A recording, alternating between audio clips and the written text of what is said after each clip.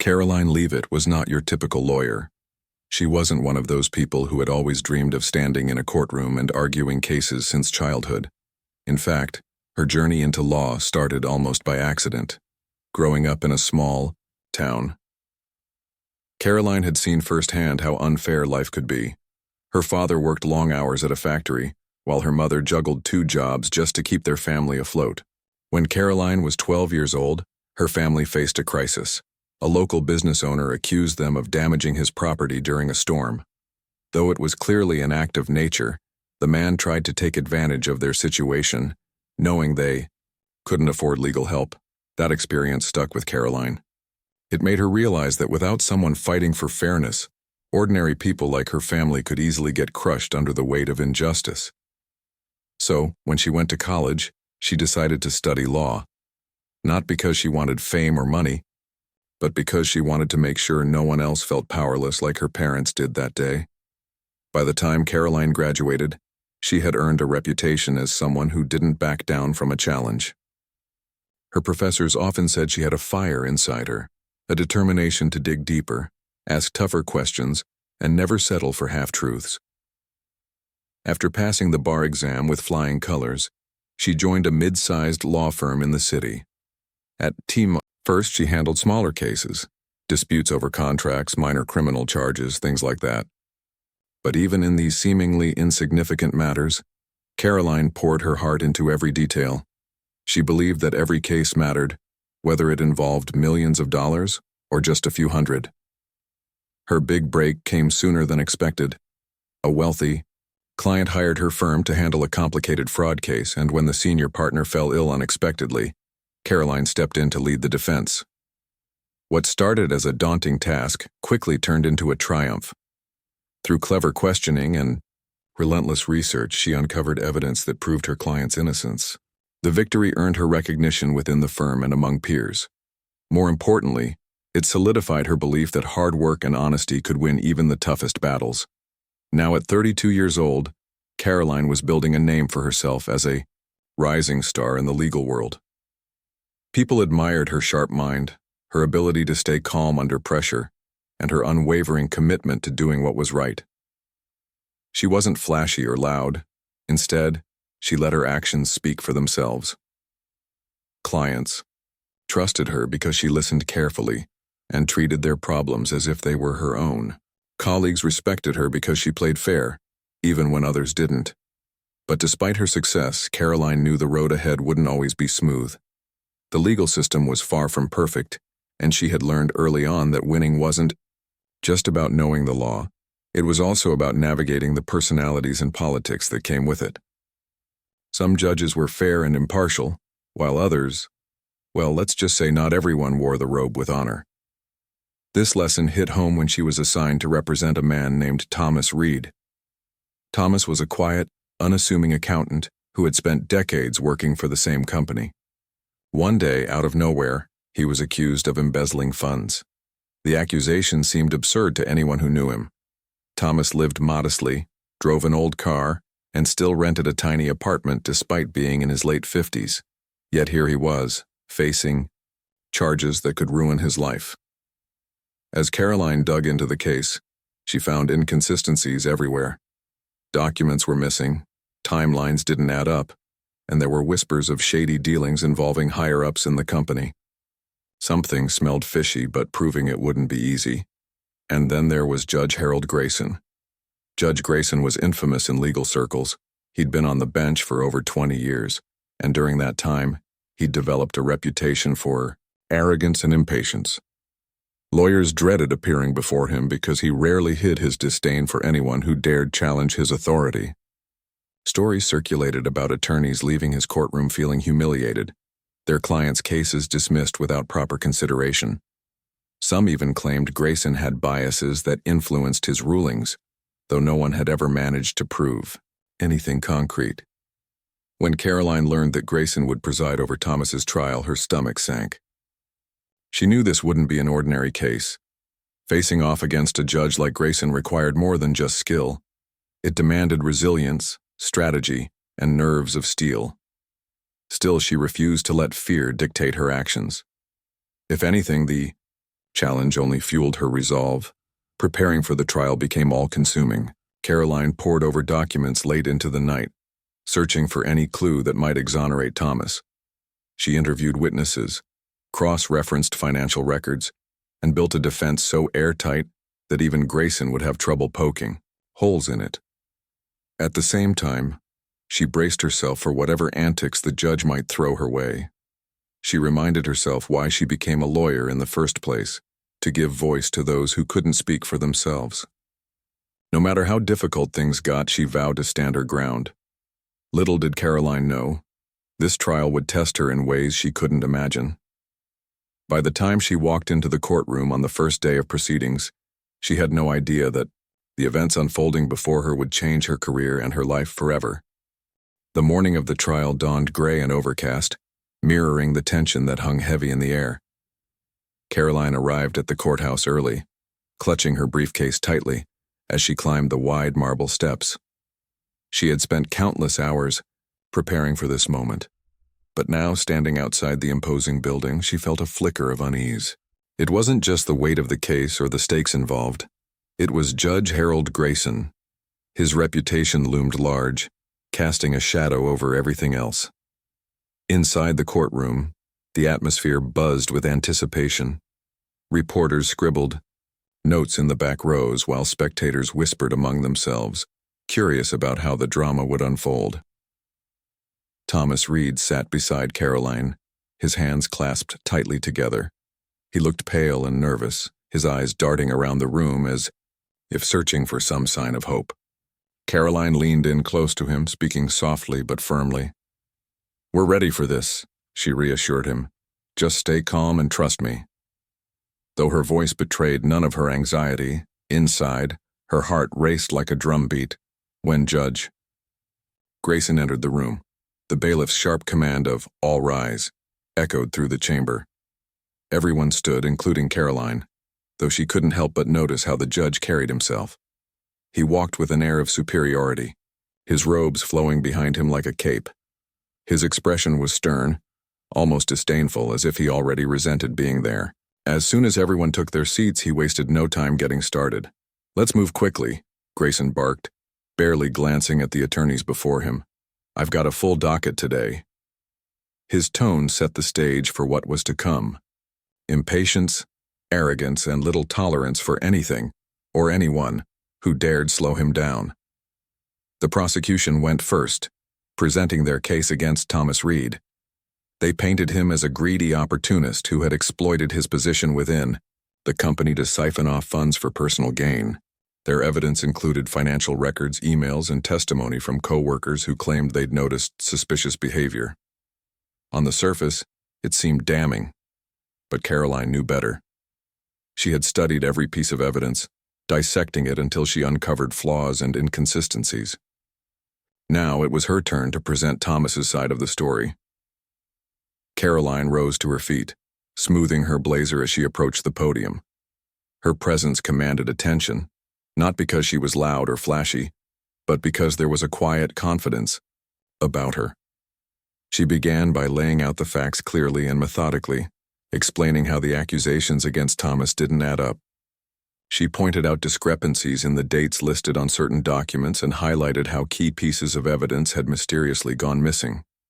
Each point she made chipped away at the prosecution's narrative, exposing cracks in their argument. But Judge Grayson wasn't having it. From the moment Karoline opened her mouth, he interrupted her constantly, cutting her off mid-sentence and chastising her for wasting time.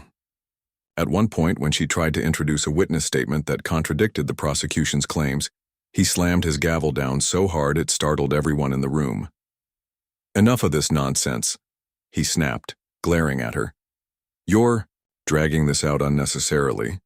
Stick to the relevant facts or I'll hold you in contempt." Karoline froze for a split second, stunned by the sheer hostility in his voice. But she quickly recovered, her training kicking in. She took a deep breath, squared her shoulders, and responded calmly. "Your Honor, with all due respect, this testimony directly relates to my client's innocence. If we don't address these inconsistencies now, we risk convicting an innocent man." Grayson's face reddened, his jaw tightening visibly. "Don't lecture me on justice, counselor," he retorted sharply. "I know how to run my courtroom." He waved dismissively, signaling for her to continue, but the damage was done. The entire exchange left a sour taste in the air, and Karoline could feel the weight of everyone's eyes on her. Despite the judge's hostility, Karoline pressed on. She called her first witness, a former colleague of Thomas's who testified that he had never seen any signs of wrongdoing. The witness described Thomas as meticulous and trustworthy, someone who always followed the rules to the letter. Karoline guided the questioning carefully, allowing the witness to paint a picture of a man who simply didn't fit the profile of a criminal. But once again, Judge Grayson intervened. When the witness mentioned overhearing conversations between executives that hinted at larger issues within the company, Grayson cut him off abruptly. "Irrelevant," he declared, shaking his head. "Move on to something pertinent, or I'll strike the entire testimony." Karoline clenched her fists under the table, fighting to keep her composure. Every interruption, every insult, felt like another obstacle thrown in her path, yet she refused to let it rattle her. Instead, she adapted, shifting her strategy on the fly. Rather than dwelling on the blocked testimony, she pivoted to focus on the financial records, pointing out glaring errors that suggested tampering. Her arguments were logical, precise, and impossible to ignore, yet Grayson continued to push back, dismissing her points with barely concealed irritation. As the day wore on, the tension in the courtroom grew palpable. Spectators exchanged uneasy glances, sensing that something was deeply wrong. Even the prosecution team seemed taken aback by the judge's behavior, though they didn't dare say anything. For Karoline, each passing minute felt like a battle. She was fighting not only to prove Thomas's innocence, but also to navigate the minefield of Grayson's temperamental rulings. Finally, near the end of the session, Karoline reached a critical juncture in her defense. She requested permission to submit new evidence, a document that directly contradicted the prosecution's timeline of events. Before she could even finish explaining its significance, Grayson erupted. "This is absurd," he shouted, leaning forward in his chair. "You're grasping at straws, counselor. Do you think I'm stupid? This isn't some amateur hour, this is my courtroom." The words hit like a slap across the face. Gasps rippled through the gallery, and even the court reporter paused mid-stroke, looking up in disbelief. Karoline felt a surge of anger bubbling beneath the surface, but she forced herself to remain calm. Taking a step back from the podium, she locked eyes with the judge, her gaze steady and unflinching. "Your Honor," she said evenly, "if you'll allow me to explain." "I've heard enough," Grayson interrupted, his voice booming. "You're wasting everyone's time with your theatrics. Sit down before I have you removed." For a moment, the room fell silent. All eyes were on Karoline, waiting to see how she would respond. Inside, she was seething, not just at the insult but at the injustice of it all. Here she was, trying to defend an innocent man, and the very person tasked with ensuring fairness was undermining her every move. But Karoline knew losing her cool wouldn't help Thomas, or her case. So with deliberate slowness, she returned to her seat, her mind already racing ahead to her next move. As the session adjourned for a recess, Karoline felt the weight of the morning pressing down on her. The judge's behavior had been infuriating, yes, but it had also confirmed something she'd suspected all along. Something wasn't right about this trial. And as she gathered her papers and prepared to leave the courtroom, she resolved to find out exactly what was going on, no matter the cost. The recess couldn't have come at a better time for Karoline. She needed a moment to regroup, to push aside the frustration that had been building inside her throughout the morning. As she stepped out of the courtroom, she felt the cool air of the hallway hit her face, offering a brief respite from the stifling tension within. Her mind was racing, not just about Judge Grayson's behavior, but about everything else that seemed off about this case. The missing documents, the inconsistencies in the prosecution's evidence, and now the judge's outright hostility. It all pointed to something bigger, something darker. Karoline decided to use the break wisely. Instead of retreating to the lawyer's lounge or grabbing a quick coffee, she headed straight for the courthouse archives. It was a small room tucked away on the second floor, rarely visited by anyone except clerks and paralegals. Rows of filing cabinets lined the walls, each one stuffed with records from past cases. To most people, it was just a dusty storage space, but to Karoline, it was a treasure trove waiting to be explored. If there was any chance of uncovering the truth, it would start here. She pulled out her phone and quickly called her assistant, Mia, who had been helping her with research. "Mia, I need you to dig deeper into Judge Grayson's history," she said in a low voice, glancing around to make sure no one was listening. "Look for anything unusual.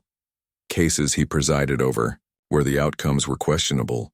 Complaints filed against him, anything at all, and cross-reference those cases with the names involved in our current trial." "Got it," Mia replied, already typing furiously on her laptop back at the office. "I'll text you whatever I find." With that settled, Karoline turned her attention to the archives. She started pulling files related to embezzlement cases handled by Grayson over the years. Each folder contained transcripts, rulings, and other court documents. At first glance, they seemed routine, but as she flipped through them, patterns began to emerge.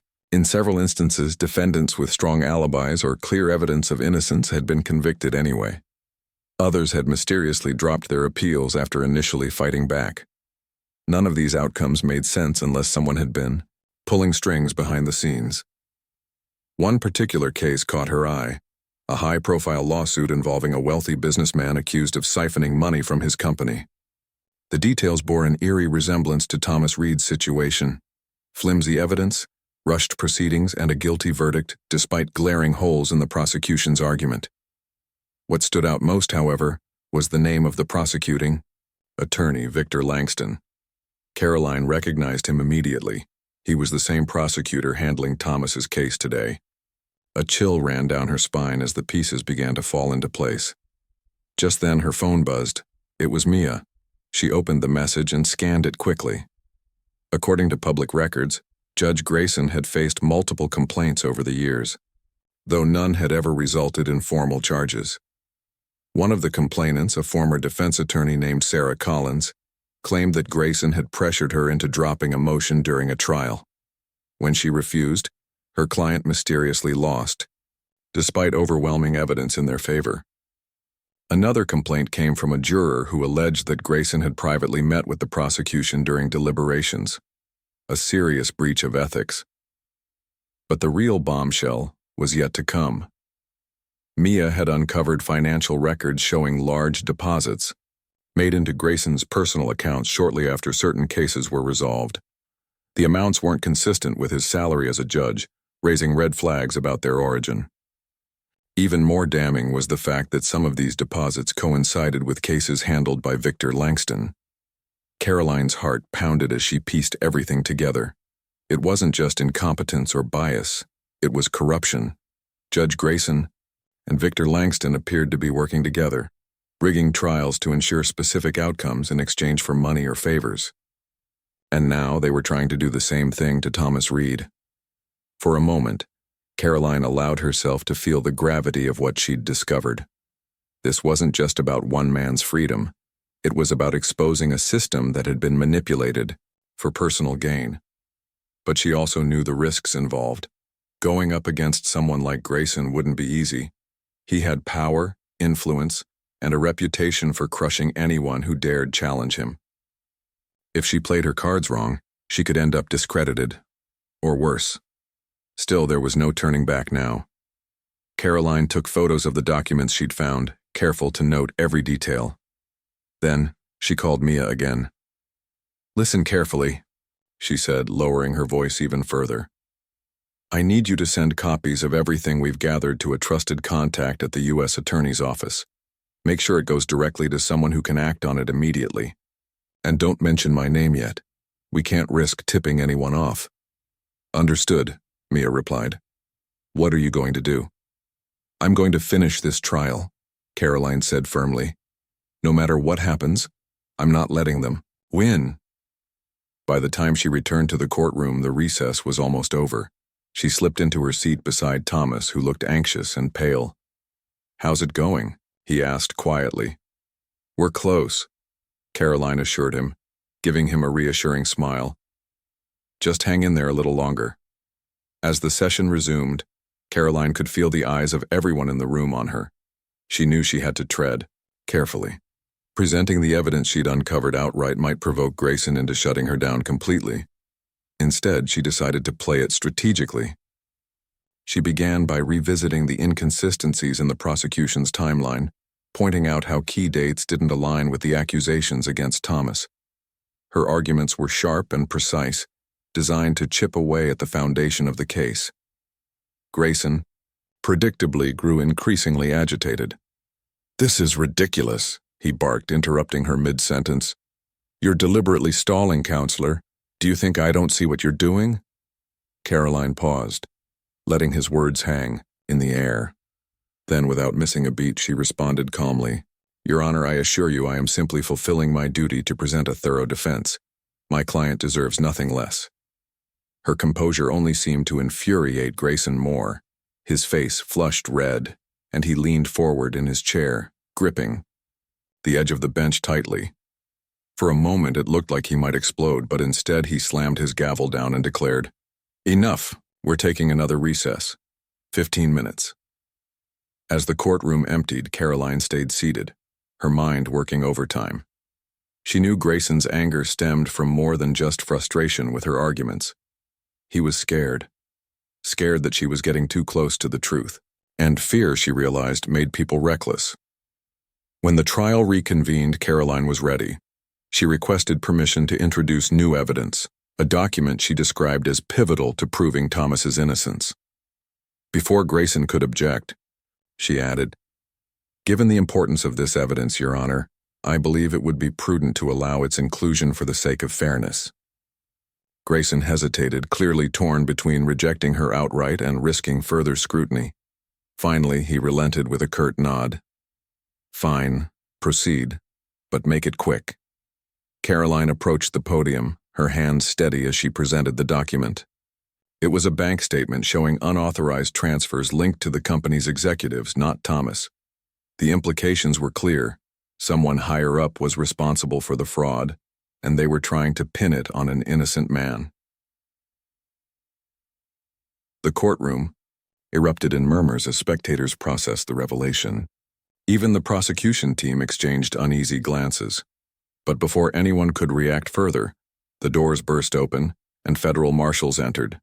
They moved swiftly, heading straight for Judge Grayson. "Harold Grayson," one of them announced, "you are under arrest for accepting bribes and conspiracy to obstruct justice." The room fell silent, the shock palpable. Grayson stared at them in disbelief, his face contorted with rage. "This is outrageous," he shouted, struggling as the officers placed him in handcuffs. "You have no authority." Karoline watched silently, her expression unreadable. She had done her part. Now it was up to the law to take its course. As Grayson was led away, the weight of the day's events finally began to sink in. Justice, it seemed, had taken a step closer, not just for Thomas Reed, but for everyone who had ever been wronged by the very system meant to protect them.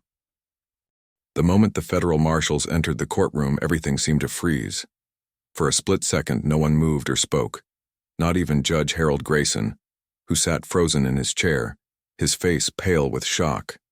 The sound of boots clicking against the marble floor echoed through the chamber as the officers approached him, their presence both sudden and overwhelming. Karoline stood at the podium, her heart pounding wildly in her chest, but she remained outwardly calm.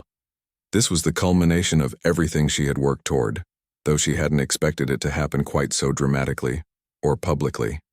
"Harold Grayson," one of the marshals announced in a firm, authoritative voice, "you are under arrest for accepting bribes and conspiracy to obstruct justice." The room erupted into chaos. Spectators gasped, some covering their mouths in disbelief, while others leaned forward, straining to see every detail of the unfolding scene. Reporters scrambled for their notebooks, scribbling furiously as cameras flashed from the back of the courtroom. Even the prosecution team looked stunned, exchanging wide-eyed glances as they tried to process what was happening. Thomas Reed, sitting beside Karoline, let out an audible sigh of relief. his hands trembling as he clasped them together tightly. Grayson, however, wasn't about to go quietly. His face turned an alarming shade of red as he shot to his feet, his eyes blazing with fury. "This is outrageous," he bellowed, his voice shaking with indignation. "You have no authority to do this. I'm a judge. I demand respect." Key. Marshals didn't flinch. They stepped closer, their expressions unreadable but resolute. One of them calmly informed Grayson of his rights, reciting the Miranda warning in a tone that left no room for argument. But Grayson wasn't listening. He continued shouting, his words growing more disjointed and desperate. "This is a setup. Someone put her up to this," he yelled, pointing accusingly at Karoline. "She's lying. She's manipulating the system." Karoline felt a surge of anger at the accusation, but she forced herself to stay composed. She knew better than to engage. Instead, she focused on maintaining her professionalism, keeping her gaze steady and her posture upright. Around her, the courtroom buzzed with murmurs and whispers, everyone speculating about how such a powerful figure could fall so spectacularly. Some people seemed genuinely shocked, while others wore expressions of grim satisfaction, as if they had suspected something like this all along. As the marshals began leading Grayson away, he struggled briefly, his robes billowing awkwardly, as he resisted their grip. "You'll regret this," he spat, glaring at Karoline one last time before being escorted out of the room. His parting words hung in the air, heavy with menace, but Karoline refused to let them shake her resolve. She had seen enough corruption in her career to know that threats were often empty gestures meant to intimidate. And today, intimidation wouldn't work. Once Grayson was gone, the courtroom slowly returned to a semblance of order, though the atmosphere remained electric. The presiding clerk took charge, calling for silence and explaining that the trial would need to be postponed until a replacement judge could be assigned. Lawyers gathered their papers, reporters jostled for interviews, and spectators lingered, reluctant to leave the scene of such a historic event. For Karoline, the adrenaline rush of the moment was beginning to wear off, replaced by a deep sense of exhaustion and triumph. She turned to Thomas, who was still trying to process everything that had just happened. "It's over," she said softly, placing a reassuring hand on his shoulder. "You're free." Tears welled up in Thomas's eyes as he nodded, unable to find the words to express his gratitude. "I don't know how to thank you," he finally managed, his voice cracking with emotion. "You saved my life." Karoline gave him a small, tired smile. "That's what I'm here for," she replied, simply. Though she wanted nothing more than to step outside and breathe fresh air after the whirlwind of events, she knew there was still work to be done. She instructed Mia, her assistant, to prepare a statement for the press and ensure all evidence related to Grayson's corruption was securely handed over to the authorities. Then, turning back to Thomas, she added, "We'll get through this, together. You've got nothing to worry about anymore." Outside the courtroom, reporters had already set up camp, eager to capture any comment from Karoline about the dramatic turn of events. As she emerged from the double doors, microphones were thrust toward her face, questions flying fast and furious. "Ms. Leavitt, how did you uncover Judge Grayson's corruption? Did you anticipate this outcome? What does this mean for your client?" Karoline raised a hand to signal for quiet, waiting patiently until the noise subsided. When she finally spoke, her voice was calm but firm, carrying an authority that commanded attention. "Today's events underscore the importance of integrity in our legal system," she began, choosing her words carefully. "My role as an attorney is to seek truth and uphold justice, regardless of the obstacles we may face.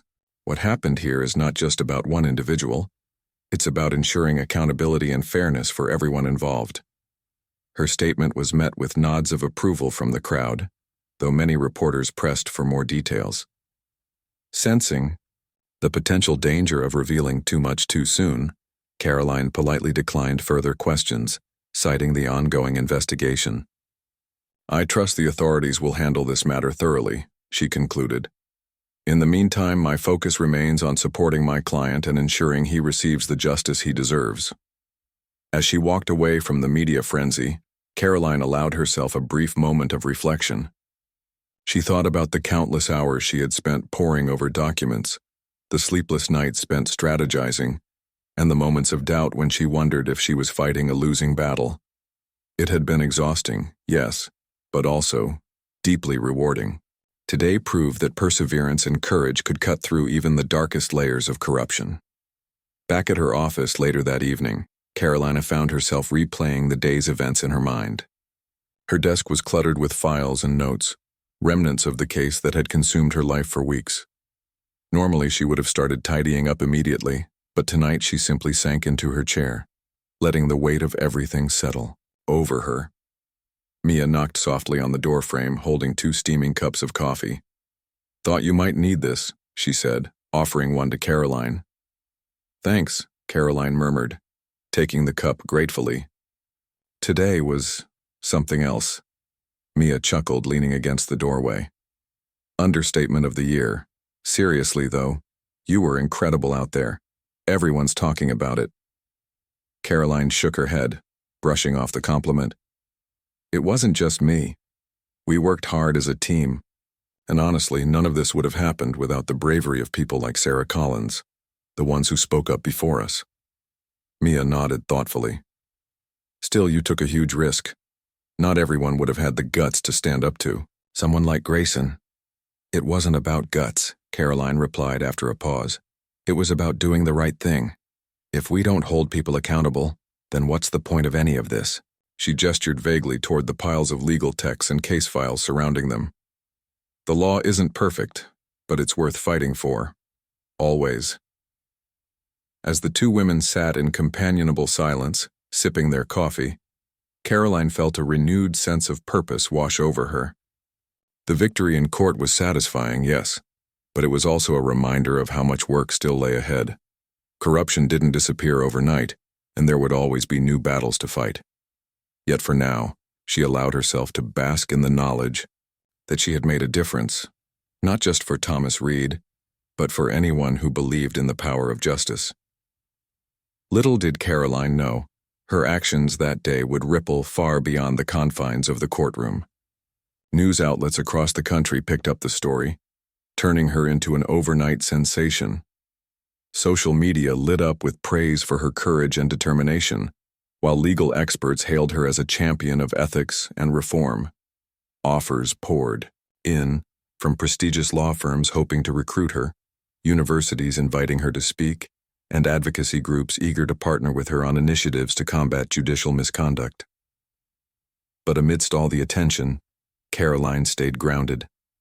She declined most of the offers, choosing instead to focus on her current clients and the causes closest to her heart.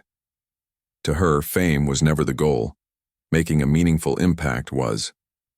And as she closed the file on Thomas Reed's case, marking it officially resolved, she reminded herself why she had chosen this path in the first place: to give a voice to those who needed it most, and to prove that even in the face of overwhelming odds, justice could prevail. The days following Judge Harold Grayson's arrest were a whirlwind for Karoline Leavitt. News of the dramatic courtroom showdown spread like wildfire, dominating headlines and sparking conversations across the nation. People couldn't stop talking about the young lawyer who had dared to stand up to one of the most powerful and corrupt judges in recent memory. For Karoline, however, the sudden fame was both exhilarating and overwhelming.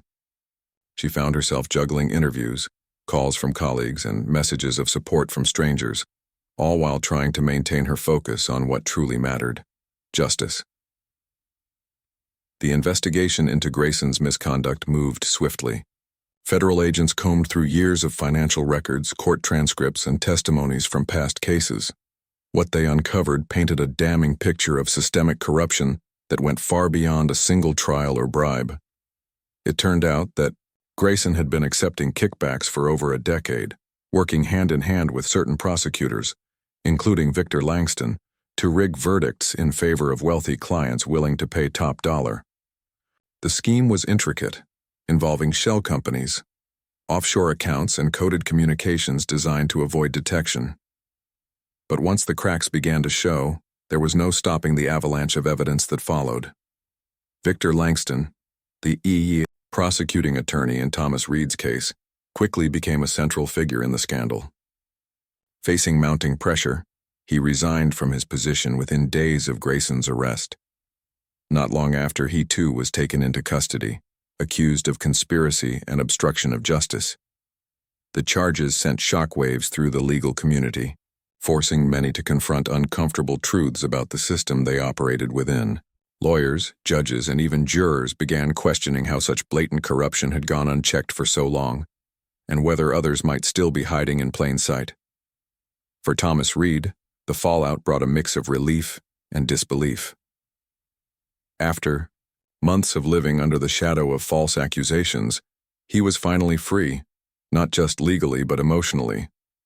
Karoline helped him navigate the aftermath, ensuring he received counseling and assistance to rebuild his life. Though the ordeal had left scars, Thomas emerged stronger, determined to use his experience to help others facing similar injustices. He started volunteering at local community centers, sharing his story and advocating for reforms in the legal system. To Karoline, seeing Thomas find purpose in his pain was one of the most rewarding aspects of the entire case. Meanwhile, Karoline's own life underwent significant changes. Her phone rang non-stop with requests for interviews, speaking engagements, and consultations. Reporters camped outside her office, eager to capture every detail of her journey. Some praised her as a hero, others questioned her motives, suggesting she had orchestrated the entire spectacle for publicity. Karoline ignored the noise, staying true to her principles. She gave only a handful of interviews, each time emphasizing the importance of accountability and transparency in the justice system. "This isn't about me," she told one journalist during a televised segment. "It's about reminding everyone, lawyers, judges, citizens, that we all play a role in protecting the integrity of our institutions." Despite her newfound celebrity status, Karoline remained committed to her work. She returned to the courthouse almost immediately, taking on new cases and continuing to fight for those who couldn't fight for themselves. Her schedule was grueling, often stretching late into the night, but she refused to slow down. Every client she represented reminded her why she had chosen this path in the first place. Each victory, no matter how small, reinforced her belief that change was possible, even in a flawed system. One particularly memorable case involved a single mother named Elena Martinez, who had been wrongfully evicted from her apartment due to forged documents submitted by her landlord. The landlord, a well-connected businessman, had expected the case to be dismissed without much fuss. But when Karoline stepped in, she uncovered evidence proving the fraud and successfully overturned the eviction. Elena burst into tears when the judge ruled in her favor, hugging Karoline tightly as she thanked her for saving her home and her family's future. Moments like these kept Karoline grounded, reminding her that every person deserved a fair chance, regardless of their background or circumstances. As weeks turned into months, the broader implications of Grayson's downfall became clear. Lawmakers introduced bills aimed at increasing oversight of judges and prosecutors, including mandatory ethics training and stricter penalties for misconduct. Legal organizations launched campaigns to educate the public about their rights and encourage whistleblowers to come forward. Even within courtrooms, attitudes began to shift. Judges grew more cautious in their rulings, knowing that scrutiny could follow. Prosecutors double-checked their cases, wary of cutting corners. While the reforms weren't perfect and some critics argued they didn't go far enough, they represented a step in the right direction. Karoline played a key role in shaping these efforts. She testified before legislative committees, sharing insights from her experiences and urging lawmakers to prioritize transparency and accountability. Her testimony was passionate yet measured, drawing on real-world examples to illustrate the need for change. When asked how she managed to stay resilient in the face of adversity, she smiled and said simply, "I remember why I started. Every challenge is an opportunity to make things better, for my clients, for the system, and for future generations." Her words resonated deeply, inspiring countless people to take action in their own communities. Students studying law cited her as a role model, aspiring to emulate her dedication and courage. Colleagues sought her advice, hoping to learn from her strategies and perspective. Even opponents admitted, albeit reluctantly, that she had made a lasting impact on the profession. Yet despite the accolades and recognition, Karoline never lost sight of her roots or her humility. She continued to live modestly, driving her same old car and renting a cozy apartment in the heart of the city. On weekends, she volunteered at legal aid clinics, offering free consultations to low-income individuals who couldn't afford representation. These sessions were among her favorite parts of the week, providing a direct connection to the people she served. "No one should feel powerless," she often said to her team. "If we can give someone hope, then we've done our job." The end of the year, the ripple effects of Grayson's arrest were undeniable. Dozens of cases tainted by his involvement were reopened, leading to exonerations and retrials. Several other judges and attorneys came under investigation, prompting soul-searching throughout the legal community. Public trust in the judiciary, which had plummeted in the wake of the scandal, began to inch back up as reforms took hold. It wasn't a perfect recovery, and challenges remained, but progress was being made. For Karoline, the journey was far from over. She knew that fighting corruption wasn't a one-time battle. It was an ongoing commitment requiring vigilance, determination, and unwavering faith in the possibility of change. Yet as she looked back on everything she had accomplished, from exposing Grayson's crimes to helping Thomas Reed reclaim his freedom, she felt a profound sense of fulfillment. Justice, she realized, wasn't just an abstract concept or a lofty ideal. It was something tangible, achievable, and worth every sacrifice. And so, as another day ended and she packed up her briefcase to head home, Karoline allowed herself a moment of quiet reflection. Outside her office window, the city buzzed with life, its streets filled with stories waiting to be told. Somewhere out there, someone else needed help. Someone else needed a voice. And Karoline Leavitt was ready to answer the call. The months that followed Judge Harold Grayson's dramatic arrest and the subsequent fallout marked a turning point not only in Karoline Leavitt's career, but also in the broader landscape of the legal system. What had started as a single case, thus a seemingly routine defense of an innocent man, had spiraled into a nationwide reckoning with corruption, accountability, and justice. For Karoline, this period was one of reflection, growth, and renewed purpose. She understood now more than ever that her work wasn't just about winning cases. It was about leaving a lasting impact on the world around her. As the investigations deepened, the scope of Grayson's crimes became even clearer. Prosecutors uncovered a web of deceit that extended far beyond the courtroom, implicating not only judges and lawyers, but also corporate executives, real estate developers, and even local politicians. It was a tangled mess of greed and power, where money flowed freely to ensure favorable outcomes at any cost. The revelations shocked the public, sparking outrage and calls for sweeping reforms. Lawmakers scrambled to respond, introducing legislation aimed at increasing transparency in judicial proceedings, mandating stricter oversight of court officials, and creating independent bodies to investigate misconduct. Karoline found herself at the center of these conversations. Her name became synonymous with integrity and courage, earning her invitations to speak at conferences, universities, and advocacy events across the country. At first, she hesitated to accept too many opportunities, fearing the spotlight might distract her from her primary mission, helping those who needed her most. But Mia, her trusted assistant, encouraged her to embrace the platform.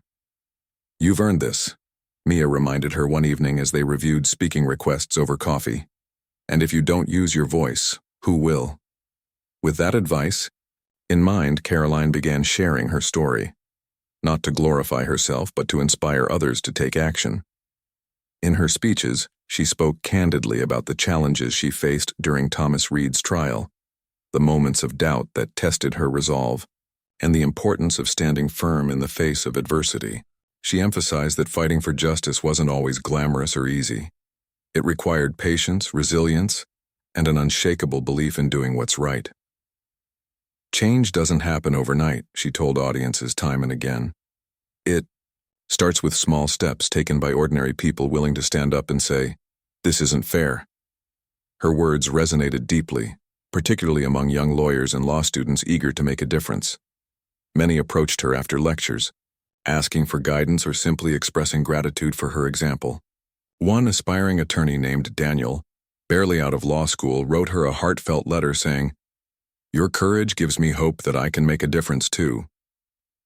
Karoline kept the note pinned to her bulletin board, a reminder of why her efforts mattered. Back in her practice, Karoline continued to champion causes close to her heart. She expanded her focus to include pro bono work for marginalized communities, partnering with nonprofits to provide free legal aid to victims of domestic violence, wrongful evictions, and discrimination. These cases often went unnoticed by the media, but to Karoline they were just as important, if not more so, than high-profile trials. Each victory, no matter how small, restored dignity and hope to someone who had been pushed aside by society. And each loss reinforced her determination to keep pushing forward. One such case involved Maria Alvarez, a single mother of 3, who had fled an abusive relationship only to find herself targeted by her ex-partner through false accusations of neglect. The odds seemed stacked against Maria, whose limited resources made it difficult to fight back. But Karoline saw something in her, a quiet strength and fierce love for her children, that reminded her of her own mother's struggles. Years ago, determined to help, Karoline worked tirelessly to gather evidence, interview witnesses, and dismantle the lies spread by Maria's ex. When the judge ultimately ruled in Maria's favor, granting her full custody and a restraining order, the woman broke down in tears, clutching her kids tightly. "Thank you," she whispered to Karoline. "You saved us." Moments like these fueled Karoline's passion, reminding her that every person deserved a chance to tell their story and to be heard. They also underscored the importance of addressing systemic issues that disproportionately affected vulnerable populations. Inspired by these experiences, Karoline launched a nonprofit organization dedicated to reforming family law practices and providing support to survivors of abuse. Funded partly by donations and partly by grants secured through her growing network of allies, the initiative quickly gained traction, offering workshops, counseling services, and legal representation to those in need. While her professional life flourished, Karoline also took time to nurture her personal well-being. The stress of the past year had taken its toll, leaving her physically and emotionally drained. With Mia's encouragement, she started prioritizing self-care, setting aside evenings for long walks, yoga sessions, and quiet nights reading books unrelated to law. She reconnected with old friends and made new ones, finding joy in simple pleasures, like shared meals and laughter-filled conversations. Though she still worked long hours, she learned to balance her dedication to justice with the need to recharge. As the anniversary of Grayson's arrest approached, the media revisited the story, highlighting the lasting impact of Karoline's actions. Documentaries were produced, articles were written, and panel discussions were held, all celebrating her role in exposing corruption and advocating for reform. Yet despite the accolades, Karoline remained humble. She declined lucrative offers from big firms and prestigious institutions, choosing instead to stay grounded in the work that mattered most to her. "Success isn't measured by titles or paychecks," she told a reporter during one interview. "It's measured by the lives you touch and the changes you help create." Her decision to remain in public service inspired countless others to follow suit. Across the country, young attorneys began gravitating toward careers in advocacy and civil rights, motivated by Karoline's example. Legal clinics sprang up in underserved areas, staffed by passionate individuals committed to making a difference. Even within traditional firms, there was a noticeable shift as lawyers sought ways to incorporate pro bono work into their practices. Karoline's legacy wasn't just about exposing one corrupt judge, it was about igniting a movement. Looking ahead, Karoline knew there was still much work to be done. Corruption hadn't vanished entirely, and injustices persisted in countless forms.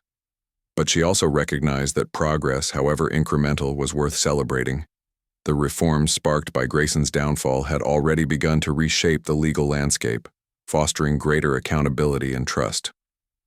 Public awareness had increased, empowering citizens to demand better from their leaders. And perhaps most importantly, People like Thomas Reed, Elena Martinez, and Maria Alvarez now had advocates willing to fight for them when the system failed. On a crisp autumn morning, nearly 2 years after the trial that changed everything, Karoline stood outside the courthouse where it all began. The air smelled of fallen leaves and the sun cast golden light across the marble steps. She paused for a moment, taking it all in. The building that had once symbolized fear and frustration now felt like a beacon of possibility. Inside, another trial was underway, presided over by a new judge, one appointed after rigorous vetting processes implemented in response to the scandal. Change, Karoline realized, wasn't a destination. It was a journey.